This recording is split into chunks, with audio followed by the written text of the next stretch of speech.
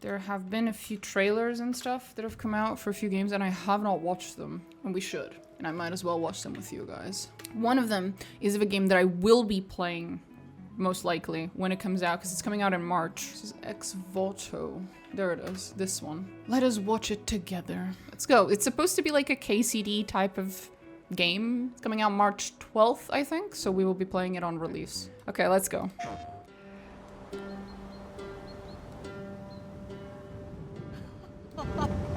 That's not fair. The world is not fair. O my noble knight Erin, would thou aid this fair damsel to rise? Hi, Shadowheart. Bianca, where have they taken you?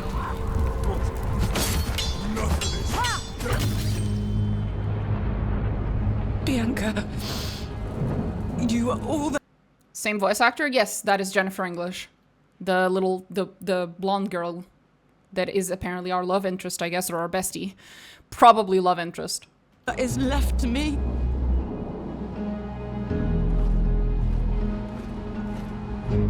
So, you're the young knight who's brought chaos to this camp. I seek word of a young postulant. She was kidnapped from my town by your men. You murder. You kidnap. I take no pleasure in bloodshed, yet your actions demand it. When the pestilence came, he turned his back on us all. Do you have any idea how hard it is to feed a family, little lord? I swore an oath of justice. Do you believe I enjoy doing the things I've done? Trust me. Okay. So we're dealing with a knight errant story. A good old, we set out to save our childhood female friend, except we are ourselves female. I am 28 years old. That, trust me, was Shadowheart, all right. No, it is Jennifer English. It's Shadowheart, 100%. I am 28 years old. It has taken, and I have been bitching my entire life for something like this. And you would think we would have had it already, but apparently it took my entire life for me to finally see a basic bitch-ass knight saving the princess in the tower type of story from a sapphic perspective, you know, from a lesbian perspective, basically. I approve. I approve. I'm a little sad that it's taken, 28 years of my fucking life for me to see it finally be done. But here we are. I'm sure someone's seen other examples of it in like comics or in like some other medium, but in video games, this is, I think, the first time I personally have seen this type of story being told, where you have a female knight and a female love interest. Even a female knight and a male love interest that's, taken away. I don't think I remember any examples of it, but nonetheless, this is pretty cool. There's only one thing that makes me sad about this game. I believe from everything I've read that the main character, her,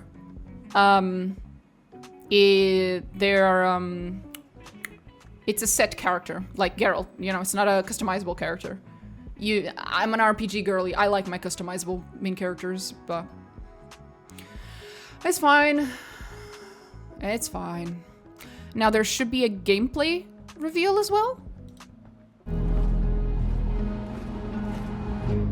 So, you're the young knight who's... The world is not fair. Okay. Mother, you have given me the courage to be myself. Guide my steps on this forlorn journey. Father, you have taught me honor and respect. Watch upon me now.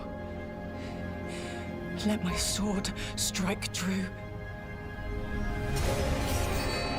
And those that I have failed today, may I one day be worthy of your forgiveness. Bianca, you are all that is left to me. I shall save you. This, I vow. 1,340. Excuse me, sir. The text that you're seeing here is roughly the same text that you can find in pretty much any article. Okay, there's no more extra footage. So we got a little bit of combat from that. We got a teeny tiny bit of combat out of that. It does look very KCD-esque in terms of combat. Like, you could see different combos, different... You could also see her, like, climbing over obstacles in a way that's like, okay, so there's going to be a little bit of verticality, but I have a feeling this is going to be one of those games where you can't jump. You know, there's no, like, space button, no jump button, but you just walk up to ledges and then they interact type of thing. It seemed like it. Yeah, it's KCD type combat. It seemed. Okay. I appreciate that. KCD should absolutely be influencing this genre of, like, historical... The only character I've seen so far who can pull off this hairstyle. She's good. I know! Like, the first time I saw the hairstyle, I was like, I'm not a fan of the hairstyle. But after you watch it for a while and you get a sense for the character, it's like, you know what? I get it. It kind of matches the rest of her. It kind of does. Okay. I'm excited. I'm actually quite excited for this. I want to see what they pull off. Also, it's supposed to be like in Italy, so it's not as KCD-esque, because it's you know, it's gonna be like 1348, the year 1348, literally, but in Italy. So that's a little different because KCD is in... Is it Bavaria or whatever the fuck it's called? Czech Republic. Old Czech Republic. No jump button, no knees. Who stole them knees? There was another... Oh, it's... They're gonna make a remake of Fable. Fable. And apparently there is a new trailer. Because I already knew they were making it. But there is a new one. Gameplay trailer. There we go. That's what I was looking for. Should be this one. Oh, God.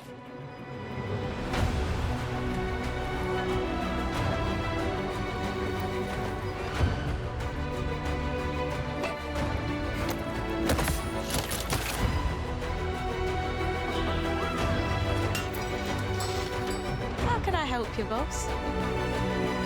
Fancy a date?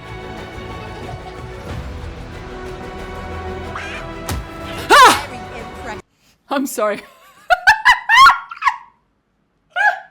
As a Skyrim player, you know, back in the day, that just freaked me the fuck out, okay? The quintessential Skyrim experience is to get to that first town, accidentally yeet a chicken, and deeply regretting your choices within the first 5 minutes. I am terrified of the consequences of killing or harming chickens in video games ever since I played Skyrim nearly 20 years ago. The chicken costume is frying me. Bro, him hitting a chicken is giving me PTSD.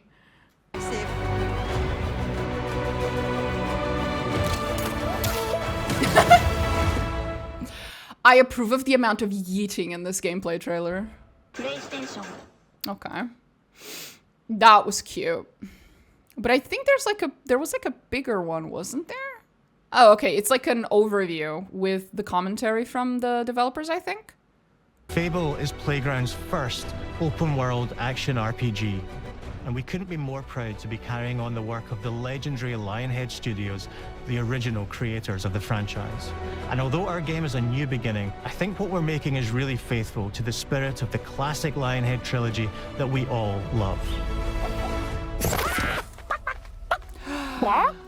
Ah, it wasn't a real chicken. Oh, then I'm okay with us eating it. At the heart of our game is a simple, recurring question. What does it mean to you to be a hero? Our game is about choices and their consequences. It's packed with action, drama, British humour, moral dilemmas, and quite a few chickens. All of this combines in a fairy tale which could only be Fable. In classic Fable fashion, you begin the game as a child, growing up in the sleepy rural village of Briar Hill. It's here that in a moment of extreme danger, your heroic powers first emerge, and we discover that you are Albion's first hero in a generation. But not long afterwards, disaster strikes, and the people of your village, including your beloved grandma, are turned to stone by a mysterious stranger. Suddenly alone in the world, you'll set off on an adventure which will change Albion forever. Venturing out into the world is a huge moment because this is Albion like you've never seen it before. Idyllic rolling hills. The original Fable games were something that I considered playing on stream because it's more or less in line with what I usually play, but they're very, very outdated. And a lot of the mechanics of that game are the kinds of mechanics that I sometimes complain about, where it's like, you tried so hard to make something that was complex and realistic, and in doing so, you just created a very annoying mechanic. So I never played Fable because of this. We will see. I will be playing the remake because it's very different. It's an action RPG. So it's basically like a slightly different genre. I'm hoping that that change means that I'll actually fucking enjoy it. Magical forests, bustling villages, sleepy hamlets, oversized vegetable patch. Having said that, if you were going for realism, in the complexity of your fantasy RPG, that is easier and smoother to pull off with today's technology and with what we have today available to us than it was, 20 years ago, whatever the fuck this game was originally released. Well, not this game, the original fucking Fable games. So this should be very interesting. And stunning vistas. And because our Albion is truly open world, for the first time, you'll be able to explore this rich and detailed world seamlessly, with the freedom to go where you want from early in the game. We can't wait to welcome you back to Albion's iconic capital city, Bowerstone. Home to Fairfax Castle, the old clock tower, and the legendary Heroes Guild. It's a huge city, full of contrasts. Rich and poor, nobles and commoners, royalty and criminals. You'll spend plenty of time here during the game as you discover the secrets of the Heroes Guild and its reclusive guildmaster, Humphrey the Golden. In the north of Albion, you'll find mountains, craggy coastlines, spooky marshes. This is very British. Oh, this is extremely fucking British. Which makes sense. The original Fable was very much supposed to be fantasy Britain. They've clearly kept the vibe. Not much there has changed. They've done it justice. This is very much coming from the perspective of someone who has technically never played Fable. I know a few things about Fable because I researched it. I looked into gameplay of it. I looked into its story. I looked into mechanics of the game. I looked into a bunch of stuff when I was thinking about whether I'd stream it or not. And of course, I know about it as it is a fairly famous video game series. This freedom makes me want to garden and not be a hero. Well, again, take this with a grain of salt. I'm not a Fable player, but my understanding is that the point of Fable is that I'm not saying you could be a gardener. I'm saying that it's the kind of game that's almost Skyrim-esque. And it's like, you just do whatever the fuck you want. This is supposed to almost emulate an actual life. Like you can start a family and have children and fucking pay your taxes and shit. Like, and I'm not talking about this game. I'm talking about the old Fables. Like, it's very like realistic in a lot of ways that games that are fantasy usually don't bother being, at least. It's like the level of simulation you'd expect out of a fucking Europa Universalis level of fucking games, you know, those types of strategy historical games. There's a bunch of mechanics in Fable games that are almost like that, but it's still a fantasy RPG. So it's a very interesting mixture. And they are clearly trying, at least from what I can see in this trailer, they're clearly trying to stay true to that with the new remake. And the bleak, windswept city of Bloodstone. Here, you'll meet the leaders of 2 rival gangs, vying for power, and uncover the secrets of the sinister, but extremely well-organized Cult of Shadows. Our Albion... But can I join the Cult of Shadows? Because they sound pretty cool. ...is beautiful, handcrafted, and richly detailed. In Albion, heroes are special, different. They're stronger than regular people. They're more skillful, more charismatic. More importantly, they're those rare humans who can harness and use magic in the world around them. They have the power to do what they want. And so do you. In our game, we want you to play as the hero you want to be. And that starts with being able to choose how your hero character looks. So, in Fable, you'll be able to pick from a range of different character heads and customize your clothing, hair, skin tone, tattoos, and scars. So the hero you play represents you. Okay, so it's a custom hero. I appreciate that. I really do. I prefer fully customizable player characters. It's just my preference. I like creating my little, you know, my cute little elf with who worships some fucking fucked up deity and is like an absolute fucking zealot, but also neutral, goody two shoes. I'm aware that that's not a thing in Fable. I'm just saying in general, that's usually what I do. So yeah, I appreciate that. But as well as your appearance, you can be the hero you want to be through the... This is also funny though. I am going to point it out because that's the fucking elephant in the room. When they originally announced the Fable remake, they did so with a, I guess, woman of color as the, how do you say, as the player character, right, in the trailer and everything. And a lot of the usual grifters lost their shit, because of course they did. It is very funny that they had a player character that was fully customizable, which means they could have made her look like anything for that trailer, and they specifically chose to make her look like a woman of color. Bless their hearts. I love them already. Someone did this, someone took this fucking decision consciously, knowing full well who it would piss off, and they fucking did it anyway, and I love them for it. That is hilarious.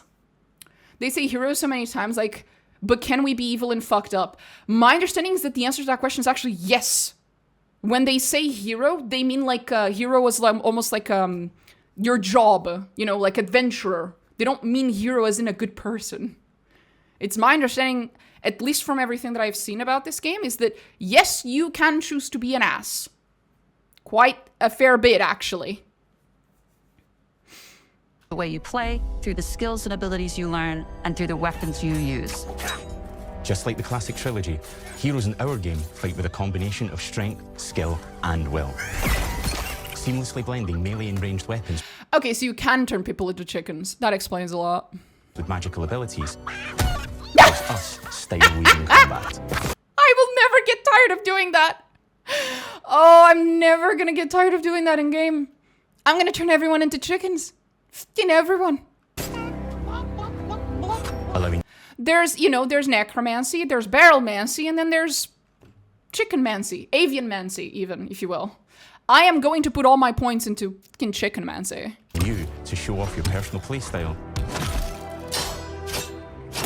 against single opponents and large groups of enemies alike. Ooh, Melee that's satisfying. Is at the heart of our close quarters combat. You'll use light and heavy combos, often knocking enemies off balance and executing stylish finishers. Ooh, I like finishers. I'm a fan. Swap to a ranged weapon to bypass enemy guard and deal with troublesome flying enemies. But am I allowed to tap into the ancestral, ancient art of stealth archery? That's a good question. And of course, you'll be able to unleash your powerful spells to both manipulate... Turning everyone into withers and turning everyone into chickens. Love that for you. Mm-hmm. ...and devastate your opponents. We're excited to be bringing back some fan-favorite adversaries for you to fight. Oh?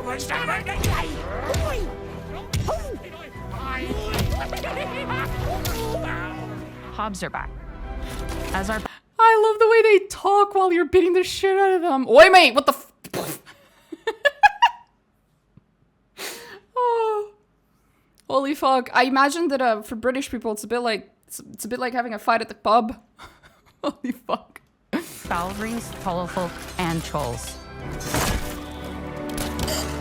Ooh! Did you notice that? You shoot someone in the foot and it causes them to trip. Do you realize how the level of detail that goes into that type of combat, where the specific place where you shoot can cause different outcomes? That's rare. That's actually rare that action RPGs bothered to implement that. That wasn't a skill. I don't think that was a skill. He just shot in the foot. And troll. Like, he's shooting at the armor, and it's reflecting and doing nothing.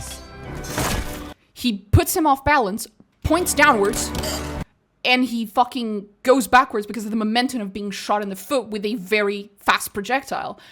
That level of detail, of physics of combat is rare in action RPGs. It genuinely is. Okay. Someone gave a lot of fucks about the combat of this game. Huh. That's surprising. Can we shoot people in the knees so they can never adventure again? Maybe we can. I mean, if you kill them, obviously they can never adventure again, so strictly speaking, you can do that in most games. Ooh. And we're adding brand new enemies too. Ah! The rooster. After killing so many chickens, you have the final boss of the chickens, the rooster. Some cockatrice, a giant fire-breathing chicken. Each enemy family is different, with their own weaknesses to exploit and defenses to overcome. But with all the unique tools in your combat toolbox, how you defeat your enemies is up to you.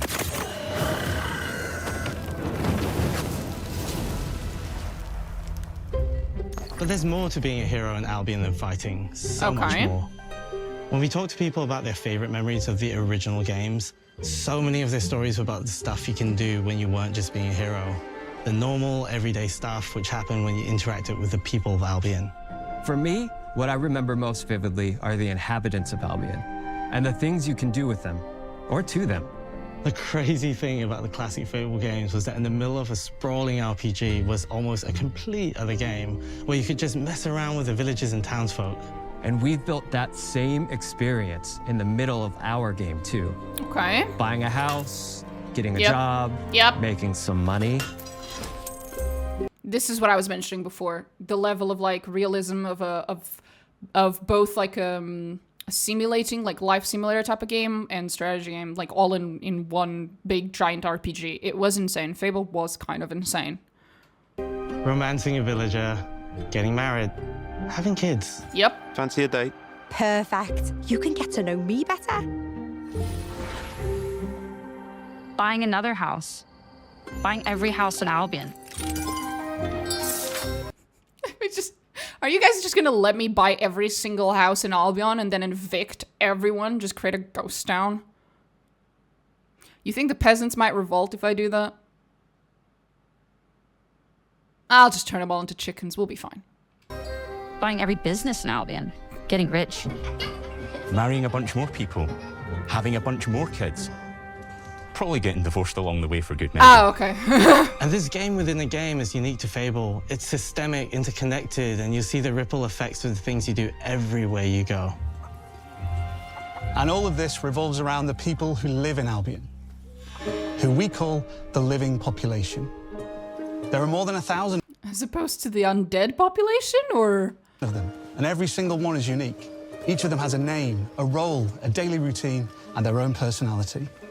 You could follow this is very in line with the first game. Any one of them for a day and just watch them live their life. They'll get up, go to work. Oh my god. Okay, I don't know if you guys are aware. There's this one YouTuber who's like super fucking and I mean this in the best possible way. He's autistic as fuck, okay? He makes the most autistic videos ever. I love him so much. What was his fucking name? He makes videos like is the airport in GTA up to code? And then he goes and learns about a bunch about like the fucking real life construction code of airports and like operational code of airports, and goes and checks if it applies to the game. Like, are the fucking rivers of Skyrim realistic? Shit like that. Like he does videos like that. I love the dude. I forget his fucking name now. It's Any Austin, I think is his name. He's gonna have a fucking field day with this game. One of the things that he usually does is these videos that are like, let's go do a census of the population of a random town in New Vegas. Let's go figure out the fucking unemployment rate of New Vegas, like stuff like that. Motherfucker's gonna do a video like that about this 100%. He's gonna go figure out the unemployment rate of fucking Albion. I can see it already. I'm waiting eagerly for that video to come out. That is a level of TISM I can get behind. Work, spend some leisure time on hobbies, then go home to bed. But what's even cooler is that you can talk to every single one of them in fully voiced conversations and interact with them in loads of different ways. Maybe the job they go to is working for you because you hired them to work in one of your businesses. Hey you, working hard? How can I help you, boss? Ah, Maybe okay. the bed they sleep in is in a house you own. Oh, because shit. you're the landlord. Oh no, Landlord Simulator. Oh, this is gonna be interesting. Or maybe their bed is on the street. Uh-oh. Because you evicted them. All right. Oh, it's you. I was joking earlier, but yeah, I guess we can become the landlord of literally every single town and every single business and then evict everyone. I assume the peasants will revolt. You're awful.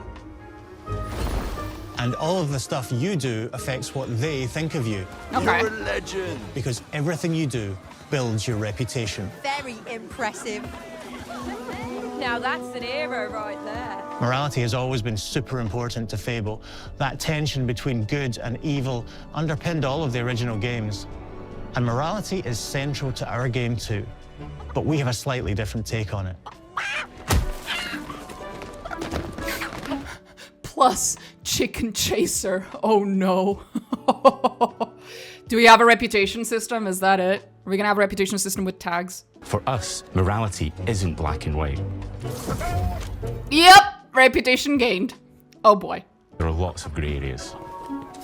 And importantly, morality is subjective. No two people see things exactly the same way. And that's how it works in our game too. Everything you do earns you a reputation. Yeah, you bought a giant business, you get tycoon and rich. Okay. Being an evil cultist is fine, but I draw the line at being a landlord. I was expecting something like that, yeah. There's gonna be a lot of people who are gonna be like, I'm making an evil run of this game, but I'm not gonna be a landlord. That's where I draw the line. And every person in Albion will have a different reaction to you as a result. Hello there. Yeah, we get it. You're rich. Jesus. Dislikes you because you're rich. They think you're a rich twat. Oh, I'm gonna love this game. Will remember things you did directly to them. They'll love you or hate you for the choices you make, and they will always tell you why. Although, usually from a safe distance. Our game will never judge you, but the people of Albion will, loudly. Imbecile. Your reputation You just walk by some random fucking dude. Fuck you, you twat. is created by the choices you make, and you are going to make a lot of them. Big choices, little choices, moral choices, and some choices that will actually change the landscape of Albion for the rest of your game. Can I turn everyone into undead? Call this idea, your choices change the world. Let's give you an example. Early in the game, you'll meet a character named Dave, an egotistical gardener in a rural village who discovers a magical growth formula. He accidentally turns himself into a giant and becomes a big problem. It'll be your job to deal with him, and ultimately it will be your choice whether to kill him or to spare him. If you kill him, his giant corpse will lie on the farmland just outside of town for the rest of the game. Oh and no! that is going to affect house prices. It will also affect what a lot of the villagers think about you. Especially Dave's sister. In Fable, the choices you make will define you. What does being a hero mean to you? At Playground Games, we've built a pedigree Okay. for beautiful, immersive, open-world experiences. Yes, they've typically involved sports cars, but this is a passion project for all of us here. Every member of this team, which we've built from scratch, has two key things in common: a deep love for the franchise and a burning desire to bring it back. We're making this for Fable fans just like us, but also to introduce Fable to gamers who've never played the series before. It's been great That's to me. finally tell you a little about the game we're making. There'll be much more to share as we get closer to our launch. I'm excited to tell you today that Fable is coming to Xbox, PC, and Play. I know. Okay, yeah. That is going to be very interesting. I am very excited for the Fable remake. Do we have any news of the Gothic remake? That's another one that I'm super excited for. Gothic remake. Do we have any news or... No, still just the same. Still the same. Okay. Okay. I think that's all the new games. I think, has Celeste come out with their new demo yet? Celeste 2 is another one that one's a CRPG. I have my eyes on. Well, no, it had one during the Game Awards. I already watched it. Okay. Celeste 2 has a lot of voices people are gonna recognize. One of which is Amelia Tyler from Baldur's Gate 3. Okay, then I think we're gonna go back to the game.